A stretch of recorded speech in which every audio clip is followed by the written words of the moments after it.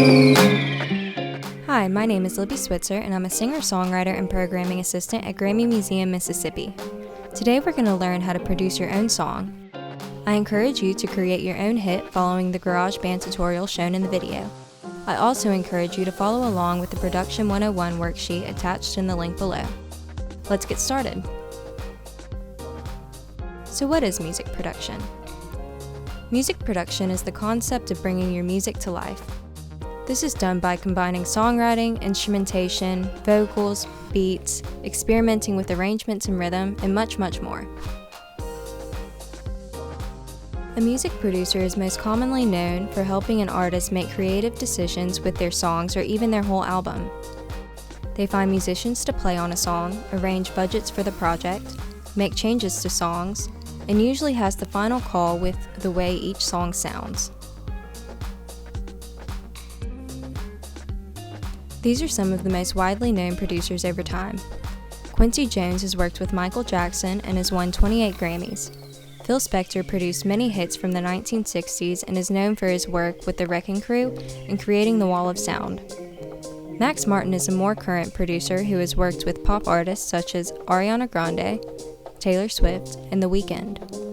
Linda Perry has produced plenty of records with Dolly Parton, Pink, and Gwen Stefani. George Martin is one of the most famous producers, known for his work with the Beatles and creating new creative concepts when in the studio. All of these producers have changed the making of music with their own creative contributions. So, there are three main steps to production, including pre-production, the recording process, and post-production. Let's break these three steps down. So the first one, in the pre-production phase, we always start with the recording of a basic demo of the song. It is usually the stripped-down version with just the most basic parts so that the producer can make the changes that are needed. These changes can range from lyrical suggestions, melody, chord changes, or even changing the arrangement of the song and adding new parts. After the producer makes the changes, the artist will rehearse to prepare for the next step, the recording process. The recording process is simple. The basic tracks are recorded, which can be considered the backbone of the song. This includes vocals, drums, guitar, bass, piano, or any other essential parts that were rehearsed. After the basic track recording session, the overdubbing session will happen. Overdubbing can simply be described as sweetening the song. This can include the re-recording of basic tracks, adding things like harmonies, percussion, guitar riffs, synthesizers, or pretty much anything that might fit the sound. The last step in the production process is post-production. This part is done after all of the recording sessions are over. The engineer and the producer will work together to make sure that all of the parts shine where they should. This helps to make sure vocals stand out, the harmonies are not too loud, the guitar tone sounds good, and much more. They will also add effects to some of the tracks like reverb, echo, or compression to enhance the overall sound or mood of the song. The last step is mastering. Mastering makes sure that each song sounds perfect and is ready to be heard by the general public. So now, I encourage you to produce your own hit. I'll take you through a short tutorial of GarageBand to show you how you can use these features to produce your own song. So first thing, whenever you open up GarageBand, you're going to find this screen and you want to click Empty Project. I'm going to go over here and open the one that I've already prepared for today. So the screen is going to look like this once you open it up, except for it won't have all of the instruments that I have. Then you're going to go over here and click Apple Loops.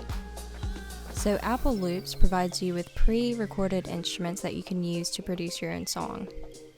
So, first thing I like to do is find the drums that I want to use. So let's listen to this.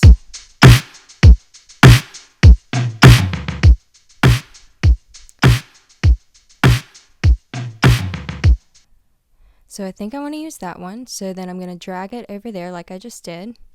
Then I'm just going to drag it to be longer.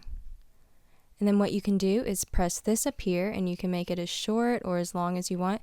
And then you're going to press this so it can cycle, and you can just listen to it while you're adding in your other instruments.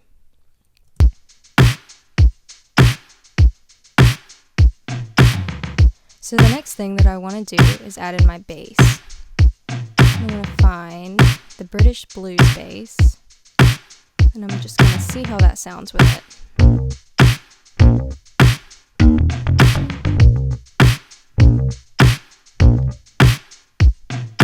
So I like that one, so I'm going to do the same thing and just drag it over here. And so now I added in all of these earlier, and we're going to just listen to it, and we can see how the track builds as we add other instruments.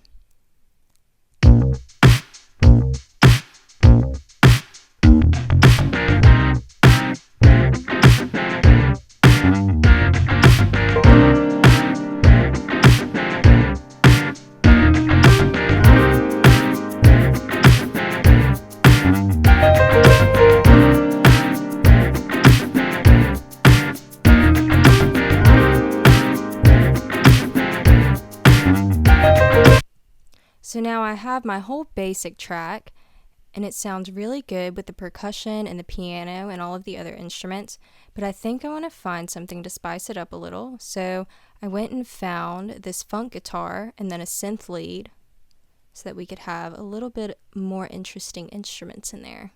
So let's hear that.